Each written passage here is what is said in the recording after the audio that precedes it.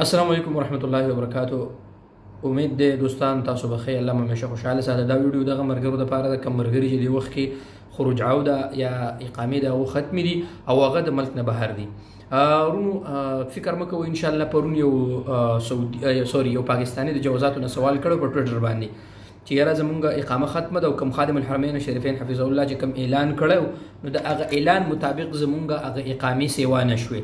نو جوازاتو له جواب ورکړو چې فلحال ان شاء الله اقامه بس تاسو رینیو شي او وداوت جوازاتو ته تاسو راتلو د ضرورت نشته. تاسو ته اتوماتیک طریقې سره میسج راشي مرکز نقل معلومات الوطني دغه سره معلومات زمونږ شیر کیږي شیر کوو سره ان شاء الله تاسو ته اتوماتیک طریقې سره میسج تاسو ته راشي. ګوره دوستانو چونکه دا یو سیستم دی یو سیستم مطابق دا کار کیږي.